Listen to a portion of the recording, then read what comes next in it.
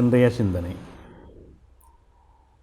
வழிபாடும் வாழ்வியலும் எங்களோடு இரண்டர கலந்த விடயங்கள்.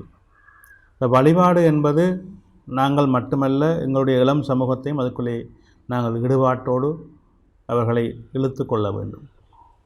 வழிபாடு இல்லங்களிலே நீங்கள் உங்களுடைய சுவாமி அறையிலே தினமும் காலையிலே மாலையிலே திருவிளக்கேற்றி வழிபடுவதை தவறாமல் செய்ய வேண்டும். அங்கே உங்களால் இயன்ற அளவுக்கு திருமுறைகளை பாராயணம் செய்து வழிபட வேண்டும்.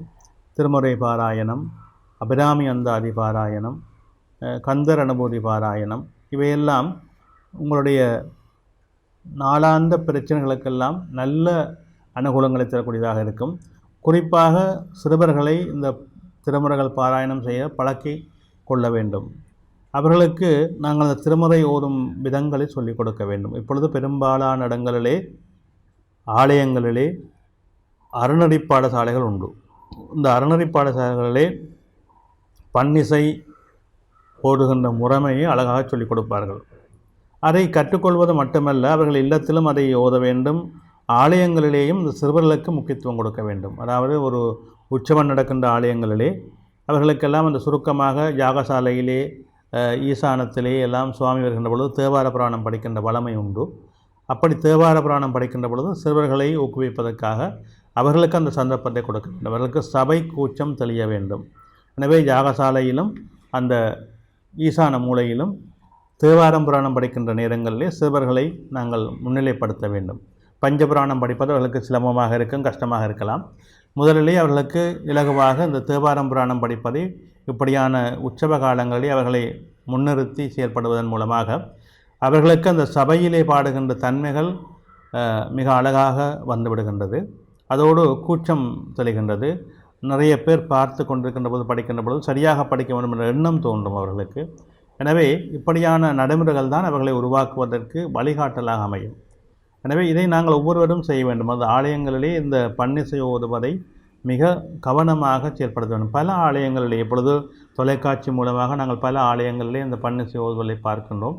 மகோற்சவ காலங்களிலே எல்லாம் பன்னிசை ஓதுகின்ற பொழுது ஓடுவார் என்கின்ற ஒருவரை நியமிப்பது மிக உன்னதமானதாகும். ஆகம நியமங்களின்படி இந்த பன்னிசை பாடுவது என்பது ஒரு ஓதுவார் மூர்த்தியாக இருக்க வேண்டும். அவர் முறையாக அந்த பன்னிசையை கற்றவராக இல்லாட்டாலும் அவர் புத்தகத்தை பார்த்து படித்தாலும் நல்ல சைவ ஆச்சாரமுள்ளவராக தீட்சை பெற்றவராக இருப்பது உத்தமமாக போற்றப்படுகின்றது. அல்லது அவர் ஆலயத்தோடு சார்ந்தவராக ஆலயத்தோடு பணிபுரிகின்றவராக இருக்கிறது மிக உத்தமமாக போற்றப்படுகின்றது.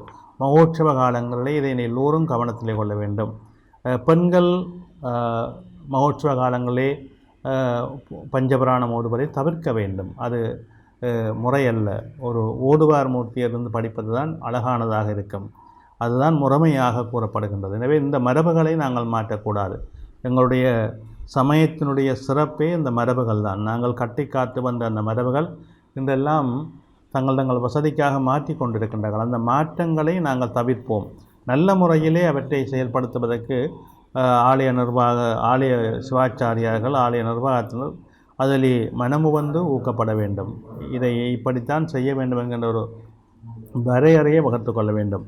அந்த வரையறை தான் எங்களுக்கு மிக உன்னதமான மேன்மையான நன்மைகளை கொடுக்கின்றது. எனவே இந்த முறைகளை முக்கியமாக நமது இளம் சமூகத்தை நமது சமயம் பண்பாட்டுக்குள்ளே கொண்டு வருவது நம்முடைய முக்கிய கடனாக அமைகின்றது. அதை நாங்கள் ஒவ்வொருவரும் மனதிலே கொண்டு செயல்படுத்த வேண்டும். வெற்றிகளை காண வேண்டும். நன்றி.